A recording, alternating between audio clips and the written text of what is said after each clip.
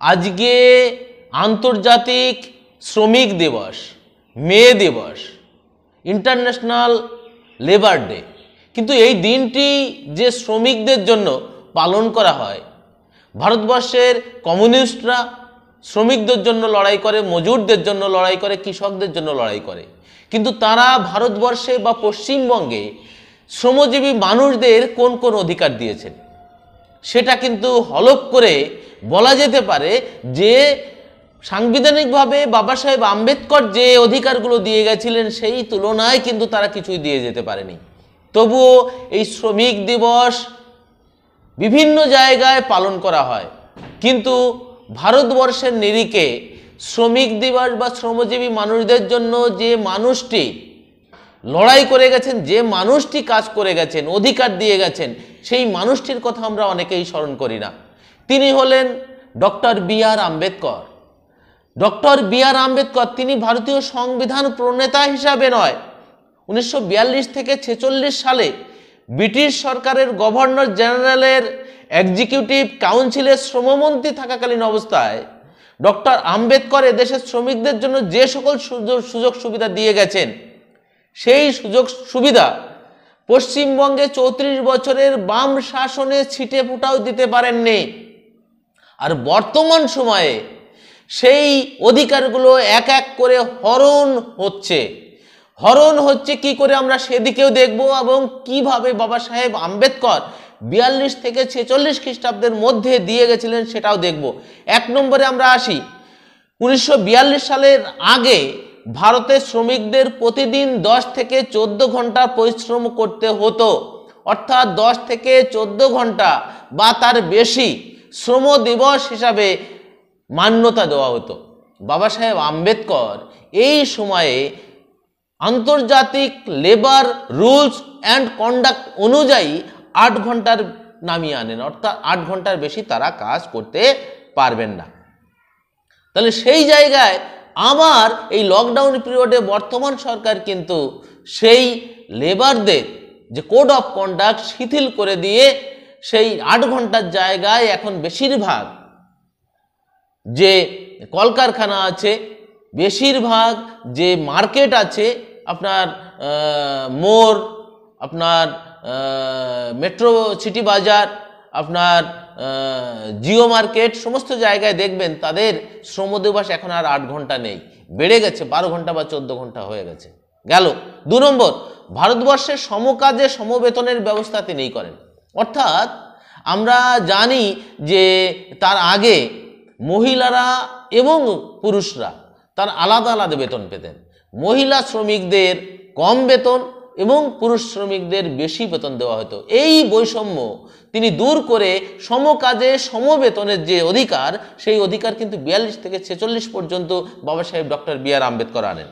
3, শ্রমিকদের জন্য কর্মস্থলের পাশে শ্রমিক আবাস, স্টাফ কোয়ার্টার, অর্থাৎ শুধু শ্রমিকদের জন্য যারা চাকরি করে, আজকের দিনে রেলে, স্টিল প্লান্টে, সমস্ত জায়গায় যারা স্টাফ কোয়ার্টার পাচ্ছেন, এই স্টাফ কোয়ার্টারের ব্যবস্থা কিন্তু আগে ছিল না, সেই জায়গাটা বাবা সাহেব আম্বেদকর এই সময় দিয়ে গেছেন। 4, শ্রমিকদের বিনামূল্যে চিকিৎসার জন্য সারা ভারতে তিনি ইএসআই হসপিটাল করেন, যে ইএসআই হসপিটালের সুবিধা আজকের দিনে সবাই পাচ্ছে, কিন্তু সেই ইএসআই হসপিটালের ব্যবস্থা কিন্তু বাবা সাহেব আম্বেদকর করে গেছেন। 5, মহিলা শ্রমিকদের জন্য তিনি সমবেতন 3.5 মাস মাতৃত্বকালীন ছুটির ব্যবস্থা, ম্যাটারনিটি লিভের ব্যবস্থা, অর্থাৎ সেই ব্যবস্থাটা বাবা সাহেব আম্বেদকর করেছেন। অতএব সেই জায়গায় দাঁড়িয়ে আজকের দিনে যে মহিলারা maternity leave, child care leave পাচ্ছেন, সেটা কিন্তু বাবা সাহেব আম্বেদকরই তিনি শুরু করে গেছিলেন। 6, বিভিন্ন কলকারখানার মালিক শ্রমিক বিবাদে তিনি শ্রমিকদের স্বার্থ রক্ষার্থে লেবার কমিশন গঠন করেন। স্বার্থ রক্ষার্থে লেবার কমিশন, এবং সেই লেবার কমিশন কিন্তু প্রচণ্ড শক্তিশালী ছিল। এই লেবার কমিশনে মালিকদের বিরুদ্ধে, সরকারের বিরুদ্ধে সমস্ত জায়গায় যাওয়া যেত এবং অধিকারের জন্য তারা আন্দোলন করতে পারতেন। সেটা কিন্তু এই লকডাউন পিরিয়ডে শিথিল করে দেওয়া হয়েছে এবং ভেঙে দেওয়া হয়েছে। এছাড়াও দেখুন, ওভারটাইম, কর্তৃপক্ষ নির্দিষ্ট সময়ের পরে শ্রমিকদের জন্য যদি অতিরিক্ত কাজ করানো হয় তাহলে এই অতিরিক্ত কাজের জন্য ওভার টাইম তারা দাবি করতে পারে এবং ওভার টাইম পায়। ওভার ডিউটি এখন বাইরের রাজ্যে গেলেই পাওয়া যায়, কিন্তু এটা আর কতদিন থাকবে সেটা বলার অপেক্ষা রাখে না, কারণ 8 ঘন্টার যে লেবার রুল সেটা কিন্তু ভায়োলেট হয়েছে এবং সেটা শিথিল করা হয়েছে। সেই জন্য এরপরে আর এই 8 ঘন্টার বাইরে যে ডিউটি, সেই ডিউটি অনুযায়ী এটা আর থাকবে না। শ্রমিকদের ট্রেড ইউনিয়ন করার অধিকার তিনি দিয়ে গেছিলেন। এই ট্রেড ইউনিয়নকে আবার এই লকডাউন পিরিয়ডে কিন্তু আইনটা শিথিল করে ভেঙে দেওয়া হয়েছে। এই ট্রেড ইউনিয়ন করার জন্যই SC/ST কমিশন হয়েছে। ট্রেড ইউনিয়ন করার জন্য বিভিন্ন যে ট্রেড ইউনিয়ন আছে তারা কিন্তু শ্রমিকদের জন্য লড়াই করেন, তারা শ্রম অধিকারের জন্য লড়াই করেন। এই অধিকারের লড়াইয়ের যে জায়গাটা, সেই জায়গাটা কিন্তু বাবা সাহেব ডক্টর আম্বেদকর দিয়েছিলেন। এমনকি এমপ্লয়মেন্ট এক্সচেঞ্জ, আগের দিনে বাবা কাকা বা মামাদের দৌলতে কিন্তু চাকরি হতো, কিন্তু সুস্থ মেধাবী মানুষদের যোগ্যতা অনুযায়ী তাদের যে চাকরিতে যোগদান, সেই জায়গাটার ব্যবস্থা কিন্তু এমপ্লয়মেন্ট এক্সচেঞ্জের মাধ্যমে বাবা সাহেব ডক্টর বি.আর. আম্বেদকর এই সময় দিয়ে গেছিলেন। এমনকি বর্তমান সময়ে তো এমপ্লয়মেন্ট এক্সচেঞ্জ পুরো ধ্বংস করে দিয়েছে। এমনকি পিএসসি এবং স্টাফ সিলেকশন কমিশন পরবর্তীকালে সংবিধানে যে জায়গাটা দিয়ে গেছেন তাও কিন্তু বাবা সাহেব আম্বেদকরই দিয়ে গেছেন। তার ফলেই আমরা আজকের দিনে যে চাকরি, সেই চাকরিগুলো পাচ্ছি। আইন করে শ্রমিকদের ন্যূনতম মজুরির ব্যবস্থা তিনি করেন। আইন করে শ্রমিকদের ডেইলি ন্যূনতম মজুরির ব্যবস্থা কিন্তু করেন। আগের দিনে যে কোনো মালিক যে কোনো জায়গায় বেতন তারা নিজেরা ঠিক করতো, কিন্তু এই ন্যূনতম যে মজুরির ব্যবস্থা সেটা কিন্তু বাবা সাহেব আম্বেদকর ব্রিটিশ পিরিয়ডে 42 থেকে 46-এ মন্ত্রী থাকাকালীন অবস্থাতেই তিনি করে গেছিলেন। এমনকি বর্তমান সময়ে যে লেবার কোড অফ কন্ডাক্ট, সেই জায়গায় কিন্তু ন্যূনতম বেতনটাও তুলে দেওয়া হয়েছে। অর্থাৎ আগের দিনে যে ন্যূনতম বেতন ছিল সেটা বাড়ানো উচিত, সেই না বাড়িয়ে আজকের দিনে কিন্তু সেটা বন্ধ করে দেওয়া, তুলে দেওয়া হয়েছে। শিশু শ্রম বন্ধ করা, আজকের দিনে শিশু শ্রমিকদের অর্থাৎ তার নির্দিষ্ট সময়ে ক্যারিয়ার গঠনের যে সময়, তার আগ পর্যন্ত তাকে যদি শিশু শ্রমিক হিসাবে বাবা মাও তাকে ব্যবহার করে তাহলে তার বিরুদ্ধে ব্যবস্থা নেওয়া যায়। সেই শিশু শ্রমিকের যে জায়গাটা তিনি কিন্তু আইন করেছিলেন, যদিও বর্তমান সময় পর্যন্ত সরকার বা কর্তৃপক্ষ সেইভাবে শিশু শ্রমিকদের বিষয়টা আলোকপাত করে না, কিন্তু কেউ যদি পদক্ষেপ নেয় তাহলে কিন্তু আইন শিশু শ্রমিকদের পক্ষে তারকে সহায়তা করার জন্য থাকবে। শিল্প শ্রমিকদের জন্য তিনি স্বাস্থ্য বীমার ব্যবস্থা করেন। অর্থাৎ একটা ক্ষেত্রে তারা কাজ করাকালীন অবস্থায় তাদের জন্য স্বাস্থ্যের যে বীমা, সেই বীমা ব্যবস্থা কিন্তু বাবা সাহেব আম্বেদকর করে গেছে।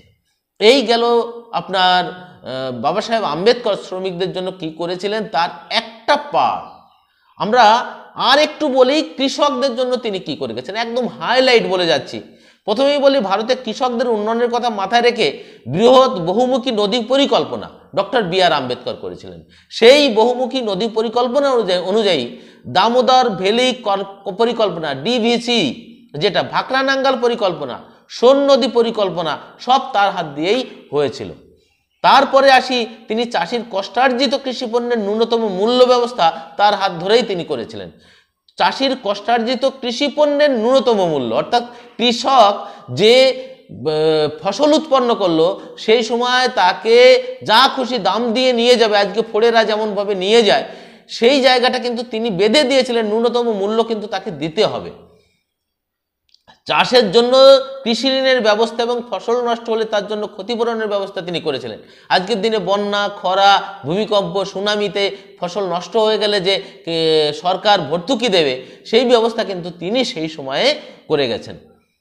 কৃষি জমিতে চাষির অধিকার সুনিশ্চিত করতে ভূমি সংস্কার আইনের রূপরেখা তৈরি এবং কৃষি ঋণ মুকুবের ব্যবস্থা, সার, বীজ, ধানে যে ভর্তুকির ব্যবস্থা, সে সবই কিন্তু বাবা সাহেব ডক্টর বি.আর. আম্বেদকর করে গেছিলেন।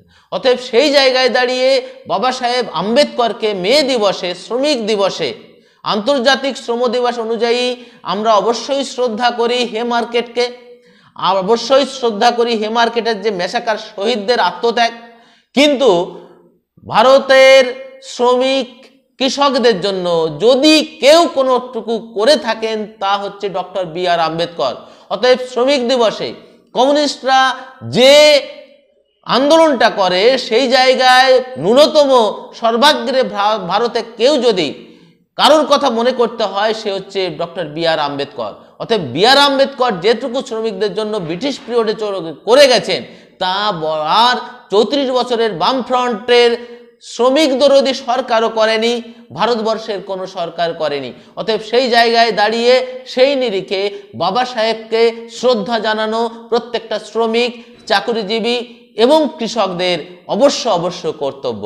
অতএব আজকে শ্রমিক দিবসে যে যেখানে শ্রম দিবস পালন করছেন অবশ্যই বাবা সাহেবকে স্মরণ করুন, বাবা সাহেবের মননে আনুন, বাবা সাহেব দর্শনকে প্রতিফলিত করুন, তাহলেই আপনাদের শ্রমিক দিবস, আপনাদের লেবার ডে পালন করা সার্থক হবে বলে মনে হয়।